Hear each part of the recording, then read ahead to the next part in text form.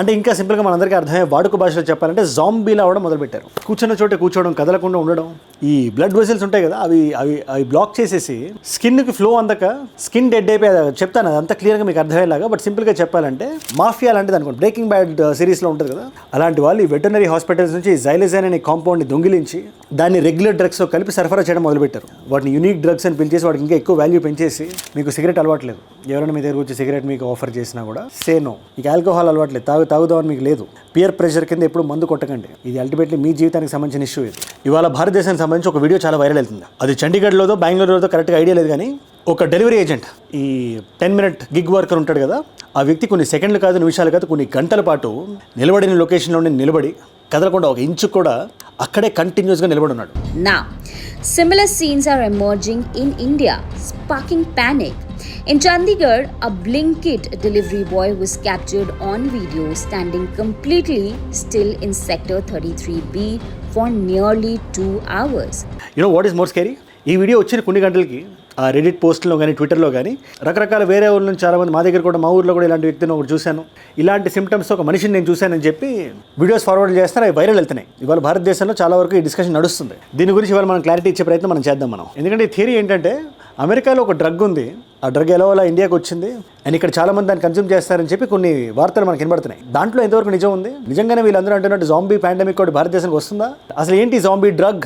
ఇలాంటిది అసలు ఎగ్జిస్టెన్స్లో ఎందుకు ఉంది? జనాలకి ఏం సిమ్టమ్స్ వస్తాయి?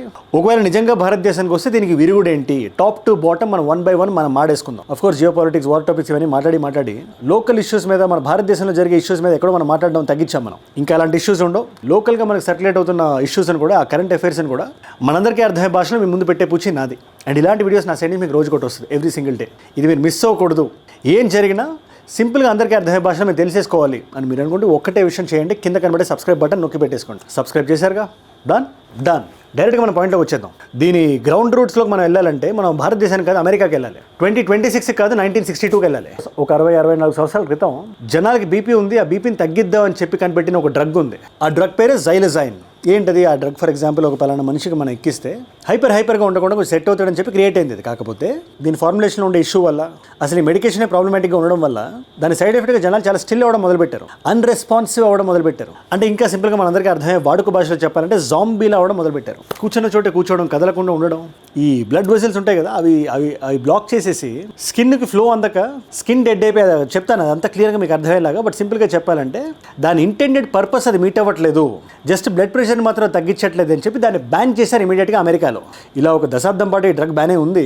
కానీ 1972లో అక్కడ అమెరికన్ అసోసియేషన్సే కొంచెం కక్కుర్తిపడి, సరే మనుషులకి దీన్ని అలౌ చేయకపోయినా పర్వాలేదు, మనుషులకి ఇది మంచిది కాదు, కానీ యానిమల్స్కి ఇది నిజంగా బాగా వర్కౌట్ అవుతుంది కదా, why can't we use it on animals అనే ఒక థాట్ ఒక మనిషికి వచ్చింది. అది ఎందుకు, బ్లడ్ ప్రెషర్ లో అవుతుంది, అన్రెస్పాన్సివ్గా ఒక యానిమల్ ఉంటే వాళ్ళని ఆపరేట్ చేయడం ఈజీ అని. మనిషి అంటే ఒక 60, 70, 80, 90 కేజీలు ఉంటాడు, కానీ ఏనుగులు, పులులు, గుర్రాలు, సింహాలు ఇవన్నీ 500-600 కిలోలు ఉంటాయి. సో వీటి మీద సైడ్ ఎఫెక్ట్లు గట్రా అంత ఇదిగా రావు, ఇవి తట్టుకుంటాయి అని చెప్పి ఈ డ్రగ్ని యానిమల్స్ మీద యూజ్ చేయడం మొదలుపెట్టారు, వాటిని ఆపరేట్ చేయడం. అవి కూడా అప్పటిదాకా చాలా కష్టంగా ఉండే సర్జరీలు అన్నీ, అనెస్థీషియా లేకుండా ఏదైనా సర్జరీ చేయాల్సి వస్తే అవి ఎంత ఇదిగా కదులుతాయి. సో అలా కదలకుండా స్టిల్గా వాటి నుంచి వీళ్ళు ఆపరేట్ చేసుకునే విధంగా చాలా ఈజీగా ఉండేదని చెప్పి చాలా హ్యాపీగా ఫీల్ అయ్యి కొన్ని దశాబ్దాల పాటు ఇది యూసేజ్లో ఉంది. ఇదే జైలజైన్ అనే ఈ drug. And by the way, ఈ డ్రగ్ని క్రియేట్ చేసింది కూడా బేయర్ అనే కంపెనీ, జర్మన్ కంపెనీ. అది బేయర్. మీరు ఈ ఫార్మస్యూటికల్ ఫీల్డ్లో ఉంటే మీరు ఈ పేరు వినే ఉంటారు మీరు. సరే, ఎనీవేస్, ఈ 2001 దాకా ఇది నీట్గా ఉంది. బట్ 2001లో సంథింగ్ వెరీ యూనిక్ హ్యాపెండ్. అమెరికాలో ఈ డ్రగ్ ప్రాబ్లం అనేది చాలా ఎక్కువ ఉంది. సరే, ఫెంటనిల్, ఫెంటమైన్, ఈ డ్రగ్స్ అన్ని చైనా నుంచి ఇండైరెక్ట్గా లోపలికి సరఫరా జరిగి రెగ్యులర్ కన్సంప్షన్లోకి అవి వచ్చేసి చాలా బాధాకరంగా ఉండే సిచ్యువేషన్. నేను కూడా 2024లో వెంట యూఎస్, ఈ శాన్ ఫ్రాన్సిస్కో, బే ఏరియా ఇదంతా తిరుగుతున్నప్పుడు వాళ్ళని అలా చూస్తుంటే చాలా బాధ కలిగేది. వాళ్ళు మనం ఏం చేయలేం, వాళ్ళు కూడా జనాలకి ఏం హాని చేయరు, పోలీసులు కూడా చూసి చూడడానికి వదిలేస్తుంటారు. రోడ్ల మీద మన కళ్ళ ముందు ఒక ప్రాణం వెళ్ళిపోతున్నట్టు మనకు కనబడుతుంటుంది. అలా ఉంటుంది సిచ్యువేషన్ అక్కడ అమెరికాలో. ఇది ఇవాళ మొదలైంది కదా, కొన్ని దశాబ్దాలుగా వస్తుంది. అలాంటి ఒక ఈ డ్రగ్స్కి బానిసైన వాళ్ళు ఎవరైతే ఉంటారో 2001లో వాళ్ళ కోసం ఏం జరిగింది, ఒక మాఫియా లాంటిది అనుకోండి. బ్రేకింగ్ బ్యాడ్ సిరీస్లో ఉంటుంది కదా, అలాంటి వాళ్ళు ఈ వెటర్నరీ హాస్పిటల్స్ నుంచి జైలజైన్ అనే కాంపౌండ్ని దొంగిలించి దాన్ని రెగ్యులర్ డ్రగ్స్తో కలిపి సరఫరా చేయడం మొదలుపెట్టారు. వాటిని యూనిక్ డ్రగ్స్ అని పిలిచేసి వాటికి ఇంకా ఎక్కువ వాల్యూ పెంచేసి, ఎందుకంటే బయట దొరకట్లేదు, బ్యాండ్ డ్రగ్ అది. బ్యాండ్ అంటే మళ్ళీ దాని మీద ఒక హైప్ ఉంటుంది కదా, ఒక బిజినెస్ కింద మార్చేసారు. ఈ డ్రగ్ అడిక్ట్స్ ఎవరైతే ఉంటారో వాళ్ళని మనం ఆపలేం కూడా. మీకు సూర్య సన్ ఆఫ్ కృష్ణ అనే సినిమా ఉంటుంది, సూర్య గారిది. అందులో ఆయన డ్రగ్స్కి బానిసై తండ్రిని కూడా కొట్టడానికి వెళ్తాడు ఆయన. అలాంటి ఎఫెక్ట్స్ ఉంటాయి డ్రగ్ అడిక్షన్లో. నేను ఒకటే విషయం చెప్తాను, చెప్తున్నా, ఈ వీడియో చూస్తున్న వాళ్ళు ఎవరికైనా మీరు యూఎస్లో ఉంటే ఎక్కడైనా ఉంటే మీకు సింపుల్గా ఒకటే మాట చెప్తారు, మన దేశస్తులు అవ్వచ్చు పరాయి దేశస్తులు అవ్వచ్చు, ఒక్కసారి ట్రై చేయం కాదంటారు, ఒక్కసారి ట్రై చేయం కాదంటారు, కళ్ళు మూసుకొని వెనక్కి తిరిగి పరిగెట్టండి, ఆ సైడ్ కూడా మీరు చూడొద్దు. ఇది ఒక అన్నయ్య మీకు చెప్తున్నాడు అనుకోండి, దర్ వెరీ వెరీ డేంజర్. ఒక్కసారి చాలు మీ జీవితం తలకిందులు అయిపోవడానికి. మీకు అర్థం కంటే ఈ జైలజైన్ అనే కాంపౌండ్ ఒంట్లోకి వెళ్ళిన తర్వాత బ్లడ్ వెజల్స్ బ్లాక్ అయిపోయి స్కిన్కి రీచ్ అవ్వాల్సిన లైఫ్ సపోర్ట్ అందదు. దానివల్ల స్కిన్ డెడ్ అయిపోతుంటుంది, మన కళ్ళ ముందే మన స్కిన్ కుళ్ళిపోతుంటుంది. రకరకాల ఏరియాస్ వాళ్ళు దాన్ని పీకుతుంటారు. నేను చూశాను కాబట్టి నేను చెప్తున్నాను, చాలా జాగ్రత్తగా ఉండండి ఇలాంటి డ్రగ్స్తో. ఎనీవేస్ 2001లో చాలా ఎక్కువ అయ్యేసరికి ఏటా దీనివల్ల వచ్చే డెత్ కౌంట్ ఏదైతే ఉందో 100sలో ఉండేది. 2018 వచ్చేసరికి ఆ ఒక్క సంవత్సరం ఒక్క ఊరిలో, ఇన్ఫాక్ట్ ఒక ఊరు కూడా కాదు, ఫిలడెల్ఫియాలో ఒక ప్రాంతం, ఏదో పేరు ఉంటుంది, ఎగ్జాక్ట్గా దాన్ని టక్ అని గుర్తురావట్లేదు ఆ పేరు, అది కెన్సింగ్టన్ దాని పేరు. In the United States, particularly in Philadelphia's Kensington neighborhood, now known as Ground Zero for the zombie. But anyways ఆ ఒక్క ఏరియాలోనే 108 మంది చనిపోయారు. కట్టు ఇంకొక 3 సంవత్సరాలు దాటితే 2021 ఈ కోవిడ్ అది ఎండ్ అవుతున్న టైం ఇది, 1100 మంది చనిపోయారు. అన్ని రేట్లు మల్టిప్లై అయ్యింది. అంటే 3-4 బోయింగ్ ఫ్లైట్లు నిండే అంతమంది ఒక సంవత్సరంలో ఒక డ్రగ్కి బానిస అయి చనిపోయారు. ఒక డ్రగ్కి. అగైన్ చైనా అమెరికా మీద చేస్తున్న బయో వార్ అంటారు. ఈ డ్రగ్స్ అని ఇండైరెక్ట్గా సౌత్ అమెరికా నుంచి పంపించడం ఇదంతా.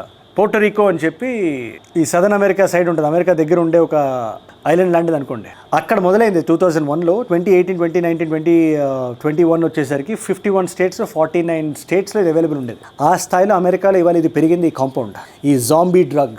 దీనికి ఏమైనా విరుగుడు ఉందా అంటే ఒక కాంపౌండ్ ఉంది, ఎంతో స్టార్ట్ అవుతుంది దాని పేరు. ఆపరేట్ చేయొచ్చు, జనాలను ఆపరేట్ చేయడానికి కూడా చూశారు, కానీ అది ఎంత పెయిన్ఫుల్గా ఉంటుందంటే ఆ పేషెంట్స్ ఎవరైతే ఉంటారో మేము చచ్చిపోవడానికి సిద్ధంగా ఉన్నాం, మాకు ఈ చికిత్స చేయకండి అని చెప్తుంటారు. మేము ఇంకా డ్రగ్స్ తీసుకొని మేము చచ్చిపోవడం రెడీగా ఉన్నాం అని చెప్పి. అది ఎంత దారుణమైన సిచ్యువేషన్ మీకు అర్థమవుతుంది వన్స్ అది టచ్ చేసిన తర్వాత. ఇప్పుడు అలాంటి డ్రగ్గే భారతదేశంలో వచ్చిందని చెప్పి వార్తలు వస్తున్నాయి. నేను ఒకటే విషయం చెప్తున్నా, థ్యాంక్ఫుల్లీ ఆ న్యూస్ని మనం నమ్మాల్సిన అవసరం లేదు, ఎందుకంటే అఫీషియల్గా ఎటువంటి రిపోర్ట్స్ బయటికి రాలేదు భారతదేశంలోకి ఈ డ్రగ్ ఎంటర్ అయిందని చెప్పి. అఫీషియల్గా అయితే at least officially there is no statement yet. మనం చూస్తున్న ఆ వీడియోస్ తప్పితే, ఆ జాంబీలో నిలబడుతున్న 2-3 వీడియోస్ తప్పితే, చండీగఢ్, బెంగళూరు, చెన్నై ఈ ఏరియాస్లో కొన్ని దగ్గరలో. అట్ ద సేమ్ టైం మన జాగ్రత్తలో మనం ఉండాలి. ముఖ్యంగా ఫారెన్లో ఉంటున్న మన వాళ్ళ కోసం నేను మళ్ళీ చెప్తున్నాను, ఎటువంటి ఎడిక్షన్ అయినా ఓకే, డ్రగ్స్ పక్కన పెట్టండి. మీకు సిగరెట్ అలవాట్లేదు, ఎవరైనా మీ దగ్గర వచ్చి సిగరెట్ మీకు ఆఫర్ చేసినా కూడా సే నో. మీకు ఆల్కహాల్ అలవాట్లేదు, తాగుదామని మీకు లేదు, పియర్ ప్రెషర్ కింద ఎప్పుడు మందు కొట్టకండి. ఇది అల్టిమేట్లీ మీ జీవితానికి సంబంధించిన ఇష్యూ. ఇది be very careful and learn to say no. ఈ వీడియో నుంచి ఏదైనా టేక్ అవే ఉందంటే అది ఇదే.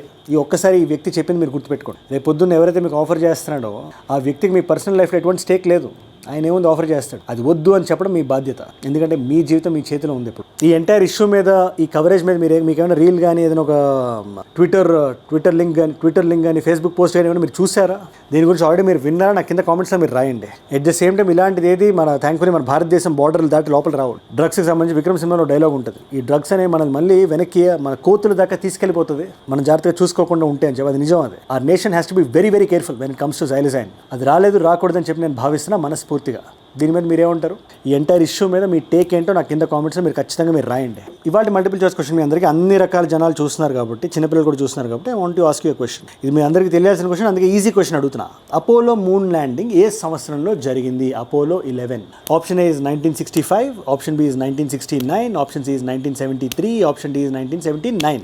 మీకు సమాధానం తెలిస్తే కింద రాయండి. తెలుసుకుందాం అనుకుంటే ఇన్స్టాగ్రామ్కి వచ్చేసేయండి. అక్కడ అజయ్ ఫ్రమ్ ఏజూడ్ అని ఉంటుంది, అజయ్ ఫ్రమ్ అని రాయండి. It's verified profile, tick mark ఉంటుంది, 1+ మిలియన్ ఫాలోవర్స్ ఉంటారు. మీరు టక్ అని వచ్చేయచ్చు. అక్కడ ఇలాంటి వీడియోస్ని రీల్స్లో చూడొచ్చు. నా లైఫ్లో నా చుట్టూ ఏమైనా జరుగుతున్నా, నాకు ఏదైనా వీడియో ఐడియా టాపిక్ మీరు ఇద్దామనుకున్నా కూడా it's a great place. Plus ఇన్స్టాగ్రామ్లో చాలా యాక్టివిటీ జరుగుతుంది. మన ఒక కొత్త రకమైన కాంటెంట్ నేను తీసుకొస్తున్నాను.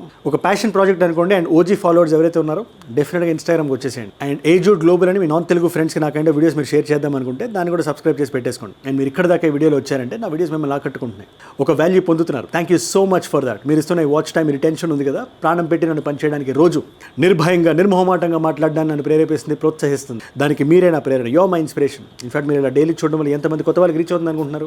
ఇలాంటి ఇష్యూస్ని కూడా మనందరం అర్థం చేసుకునేలాగా అన్ని ఏజ్ గ్రూప్స్ వాళ్ళు చూసే విధంగా నేను చెప్పే ప్రయత్నం నేను చేస్తాను. మరి రోజు నేనైతే చేస్తాను. ఎటువంటి సిచ్యువేషన్లోనే ఎక్కడికి ట్రావెల్ చేస్తున్నా, ఎలాంటి కాంటెంట్ నేను క్రియేట్ చేస్తున్నా కూడా ఇది మాత్రం ఆగదు. ఈ వీడియోస్ మీరు మిస్ అవ్వకుండా మీరు చూడాలంటే మీరు ఒక్కటే విషయం చేయాలి, కింద కనబడే సబ్స్క్రైబ్ బటన్ నొక్కి పెట్టేసుకోండి. సబ్స్క్రైబ్ చేశారుగా, డన్. మీకోసం 2 వీడియోస్ పెడుతున్నాను ఇక్కడ. అగ్ని 6 అని మన మిసైల్ ఒకటి, ICBM మిసైల్ టెస్ట్ చేయడానికి రెడీగా ఉందని చెప్పి DRDO చైర్మన్ ఆయన ఓపెన్ స్టేట్మెంట్ ఇచ్చారు ఆయన. దాని మీద ఎటువంటి క్లారిటీ కావాలన్నా క్రిస్టల్ క్లియర్ ఇన్ఫర్మేషన్ ఈ వీడియోలో ఉంది. లేదు అసలు అమెరికాకి ఇరాన్కి యుద్ధం ఎలా మొదలైందో తెలుసుకుందాం అంటే ఆ వీడియో ఇక్కడ ఉంది. మీకు ఏ వీడియో ఇంట్రెస్ట్ ఉంటే ఆ వీడియోని చూడండి. నేను మళ్ళీ మిమ్మల్ని రేపు ఇంకో వీడియోతో కలుస్తా.